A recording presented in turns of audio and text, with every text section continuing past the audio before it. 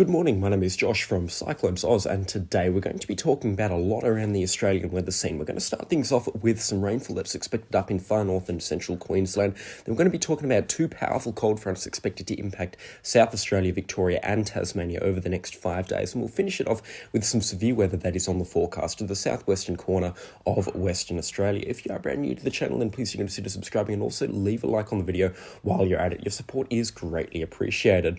Like I said, starting things off up in far north Queensland, we do have a little bit of rainfall expected to stream in over the course of the next 48 hours, and it could be heavy in one or two places as well. In fact, areas outside of Townsville expecting up to 80 millimetres of rainfall. So just a heads up, there is the chance of some minor flooding in some areas. Certainly, road conditions will deteriorate from this heavy rainfall, but that will be reserved for remote communities that are hovering but on the coast between Cairns and Townsville. It is unlikely that this rainfall will penetrate significantly far inland, and it's also unlikely that it's going to be causing many major problems. But you can see over the course of today, especially into this evening, we're going to be seeing some thunderstorms fire up inland from Townsville, around Charters Towers, right down towards Glendon and up towards Georgetown and Croydon in far north Queensland.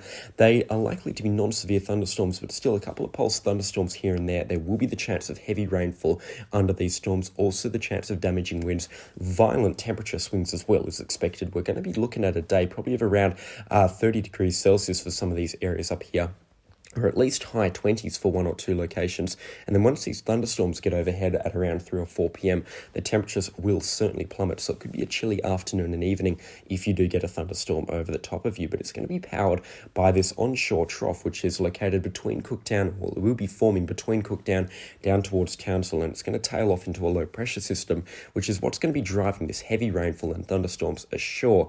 These thunderstorms will be persisting into Wednesday morning and into early Wednesday afternoon. There will likely be some heavy falls from these pulse thunderstorms, which could be slow moving. They will still be relatively quick in the way that they fire up. They'll only last for a couple of hours, but a couple of hours of 20 millimetres an hour brings you to 60 or 80 millimetres of rain. So like I said, make sure you are staying extra vigilant around rivers and waterways. They could get enough water in them to flow or even to flood the dam. Certainly going to be getting a nice top up outside of Charters Towers, right down towards Muttaburra, Jerecho, Longreach as well. Longreach is unlikely to get significant rainfall from this weather event, only a couple of millimetres there, but inland communities towards the east of Longreach, including Emerald, and along the coastline anywhere north of Gladstone up towards Rockhampton and into Mackay on Thursday morning, expecting a good amount of moderate rainfall to set itself up. We're going to be looking at this consistent moderate rainfall, possibly locally heavy rainfall from Wednesday evening right through to Thursday early afternoon or evening for these locations in central Queensland as the rainfall pulls away from the north. Most of this rainfall should be clearing off Thursday night into early Friday morning. There will still be a couple of showers here and there through Friday and even in towards Saturday as well, but the rainfall for the most part clearing off by Friday morning and the rest of it clearing off by Saturday evening. Just a couple of showers here and there persisting out towards Sunday. Now for rainfall accumulation, because we do have one or two spots expecting a significant amount of rainfall. The Daintree, of course, always gets the most rainfall out of these weather events up in far north Queensland. We're looking at up to 100 millimetres of rainfall expected there. Cairns itself, only 14, 15, maybe 20 millimetres expected there as a worst case scenario. But communities towards the south, including Innisfail and Tarlee, historically the wettest places in weather events like this, expecting a healthy 50 millimetres of rainfall. Inland though, around Mount Carbine or Atherton or Ravenshoe, the rainfall is going to be very hit and miss. A couple of drops expected here and there, but I don't think it's going to be anything too heavy. It's mainly going to be in the coast and in those rainforests. Around Charters Towers, expecting a healthy 70 millimetres of rainfall there. Down towards Claremont and Moranbah, we're looking at 70 to 80 millimetres across one or two locations. Emerald, or at least just towards the north of it, expecting between 20 and 50 millimetres. And outside of Mackay here on these mountains around Galgat and Yalburu, we're expecting up to 120 millimetres of rainfall. That's going to be the most rainfall that I would say from a weather event like this. I don't think there's going to be one place that picks up more than 100 millimetres of rainfall from this weather event, but I do expect multiple accumulations above 50 millimetres and some above 50 millimetres in a 24-hour period. So like I said, the flooding risk is there. It's not a major flooding risk at this time, and I don't think the Bureau of Meteorology will even bother with a severe weather warning, but just a heads up, some good rainfall is expected up here in central and northern Queensland. Much needed rainfall as well. I did show yesterday that they're just starting to head into a little bit of a drought at this time. There were some mild to minor drought conditions around Charters Towers and so forth that were being reported as soil moisture values have dropped very significantly, but it looks like the rainfall here is going to come in in and save those soil moisture values and really kick out of this drought intensity here, and that drought will contract into the northern parts of New South Wales and the extreme southern parts of Queensland, but it really doesn't look like it's going to be enough rainfall to really cause a flooding emergency. So this does look like some very good rainfall that is coming ashore. I've just zoomed out here. Anywhere in the green is above 25 millimetres. Those greeny blue aqua colours above 50 millimetres. And those deep blue dot that you can see outside of Mackay, that's above 120 millimetres. You can even see down towards Brisbane, the Gold Coast and the Sunshine Coast, expecting up to 30 millimetres of rainfall there as well. The majority of that will be Thursday and Friday. The immediate rain threat does remain up in far north Queensland and the northern parts of central Queensland. There'll be more on this story tomorrow as this weather event really does evolve. It's not even formed yet. It's going to be forming over the coming couple of hours. Let me know how the weather pans out today up in far north Queensland. I'm very keen to hear. Like I said, not a flooding emergency out of this, just a heads up that a little bit of rainfall is expected. So make sure you are taking that extra caution on the roads. We're going to move down south now and talk about South Australia, New South Wales, Victoria and Tasmania, because they do have some very nice weather systems coming ashore today. You can already see here, like I said, that cold front expected to come ashore in South Australia at around 9 or 10 a.m. Lo and behold, coming ashore at 9 a.m. This morning over the Eyre Peninsula between Ceduna and Port Lincoln, currently impacting communities around Streaky Bay with a bit of thunder and lightning, some very heavy rainfall moving ashore there. And you can see this deep low here on the latitude of around Tasmania. It is a strong weather system. It has some damaging winds around its course, some very heavy rainfall as well. And just take a look at this swirl on the satellite imagery. This is not too common that we get to see a weather event like this, a cut-off low and a developing cold front band here. It's a very interesting weather system to be taking a look at on the satellite image, and I'm very much enjoying it, as you can tell.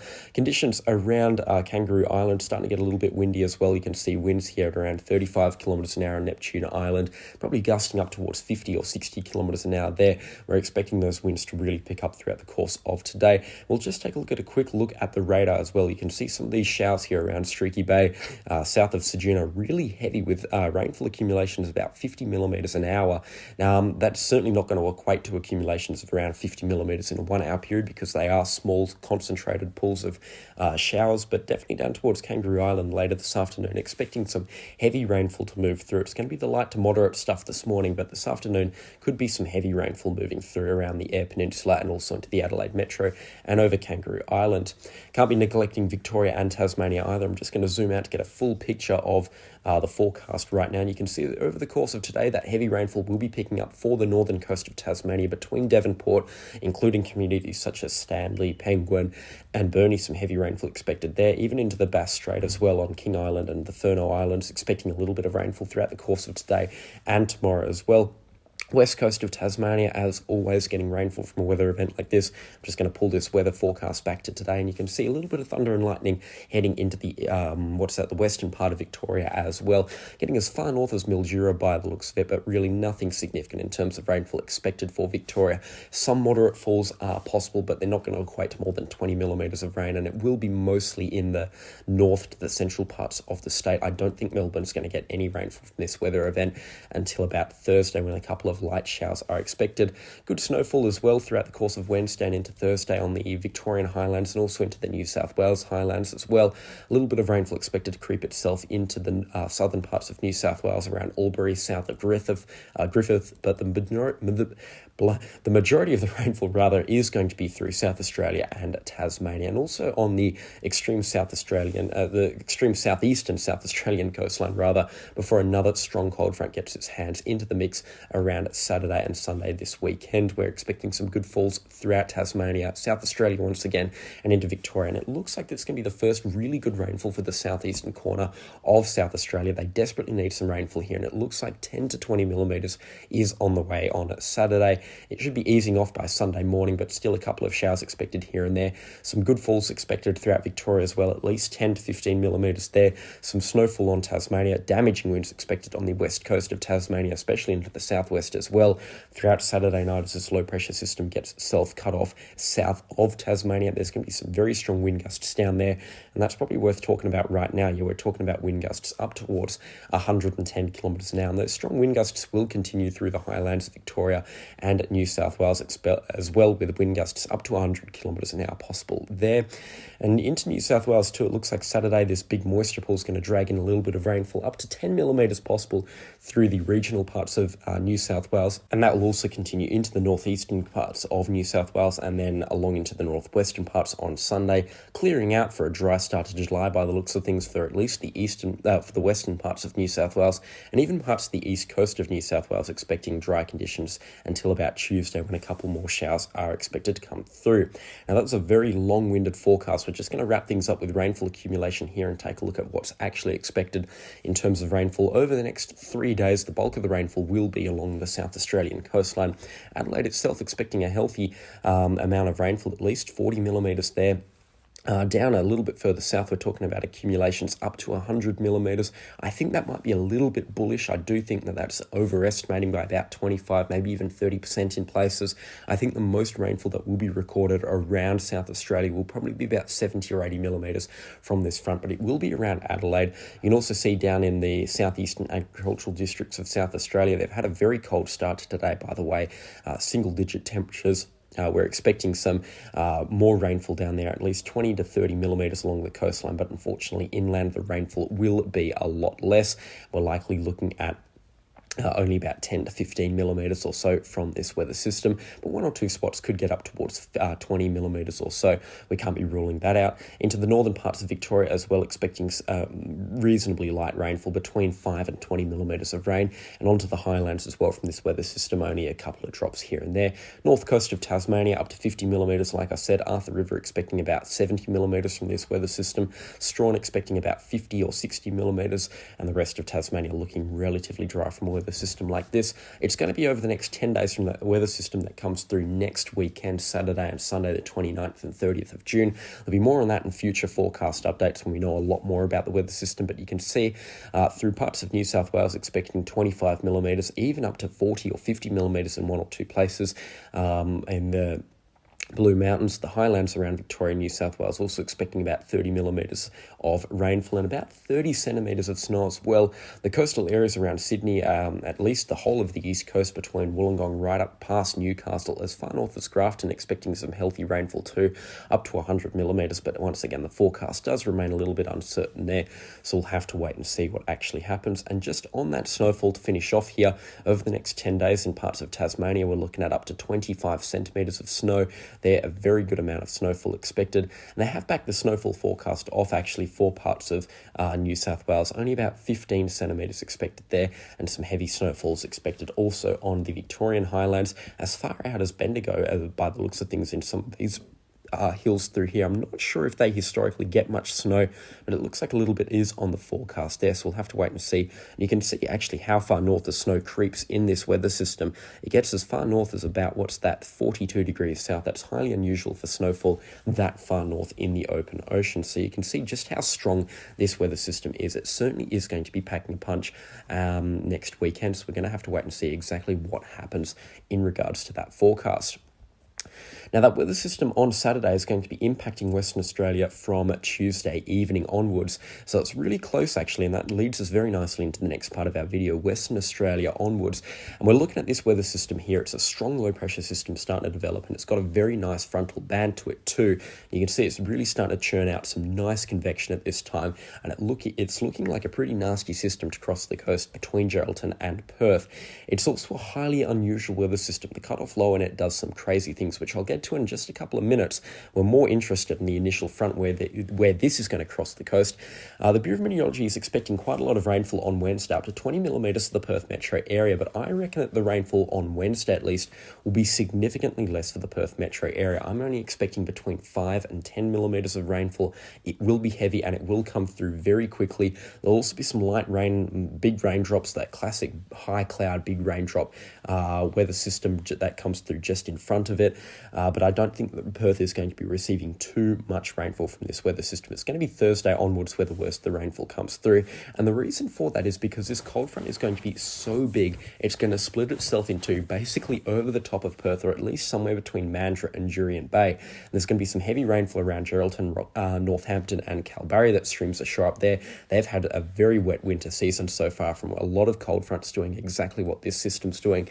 And then the bottom half of the low pressure system will be south south of the South Capes. Still though, the South Cape's expecting some good rainfall from this weather system. I just don't think Perth is going to get much rainfall, and that's reciprocated amongst the forecast in the next 3 days. They're really only expecting around 10 to 15 millimetres here on the upper end. This does include Thursday morning's rainfall coming through, which will actually be quite heavy, especially in places, and you can see this from Wednesday afternoon into Thursday morning. Some very heavy rainfall is expected to move ashore ahead of this low pressure system, which, like I said, is very similar to a cut-off low. In fact, it is a cut-off low here, sweeping up north of Perth and actually crossing the coast around the Perth metro area Thursday afternoon. This is a highly unusual track for a low pressure system to be taking, and that's why winds are going to be from the complete opposite direction from a typical low pressure system from about Wednesday afternoon onwards, especially for locations south of the Perth metro area. There's going to be some heavy rainfall thunderstorms as well, extending right through the wheat belt, even into the Great Southern as well. Some much needed rainfall around Katanning looks likely at this time. And there's also going to be some heavy rainfall and damaging and locally destructive winds north of the Perth metro area up towards Geraldton. We could be seeing up to 50 millimetres fall around Jurien Bay throughout the course of Thursday. Rottnest Island expecting 40 millimetres of rainfall, and it won't ease off around the South Capes and even up in towards the north as well until about Friday afternoon and evening. The rainfall lasting a long way inland, making it right into the goldfields by the looks of things. Those showers finally easing off Saturday evening. It looks like it might be a dry end to the weekend for the Perth metro area on Sunday, but the rainfall sticking around for the south coastal regions. Still though, a highly unusual weather system, and I tell you, the weather will be quite violent Thursday evening and into early Friday morning as this weather system makes its passage. Slow moving, heavy showers, thunderstorms are also expected. They'll be coming out of the east as well. It's, like I said, a very unusual weather system coming ashore here, and the rainfall is highly unpredictable for the Perth metro area. I'm expecting about 10, maybe 15 millimetres of rainfall on Wednesday for the Perth metro. Some suburbs will get more, some suburbs will get less, and probably about 30 up to 50 millimetres of rainfall on Thursday if this weather system really does go nuts and get significantly stronger than what the forecast is saying, which is completely possible. The Lewin current's still pumping out some very hot water, and it looks like it's going to have some great conditions to fire out some strong thunderstorms. Just taking the cursor around here, you can see accumulations up to 80 millimetres around Jurien Bay. Perth itself expecting only 20 millimetres from this weather system. I think the eastern Perth might be a little bit wrong here. And then down towards the South Capes expecting at least 70 or 80 millimetres there. Highly unpredictable rainfall for some locations, but at least 20 millimetres is coming through for the majority of the southwest of the state. I think Perth, we're just going to have to wait one more day and see exactly what rainfall is expected, but still looks like a very good amount is coming through in terms of rainfall for the coming couple of days. And just to wrap things up, it does look like we've got a dry end to the, or dry start to July by the looks of things. Right out towards Thursday next week, we don't have any major weather systems on the forecast. This cold front here has caught my eye. It does look quite strong, but that'll be next weekend, probably around by the 7th or the 8th of July by the looks of things, until that gets itself towards the southwest of Western Australia. But it looks like we might move into a bit of a steady weather pattern later on this month and into early next month for parts of Western Australia, and in just a couple of days later for parts of South Australia, Victoria and Tasmania, after a few weeks of some pretty brutal winter weather. Really dragged this video forecast out, by the way, so I do apologise for that. The channel sponsors, their names are on screen right now. Their support is greatly appreciated. I could not run this show without them. Thanks so much for watching the video to this part. If you haven't already, then please do consider subscribing and also leave a like on it while you're at it. Tell me a weather report for your location in the comment section down below, and your support lately has been greatly appreciated. But that is all from me, and I'll catch you on the next storm. Goodbye.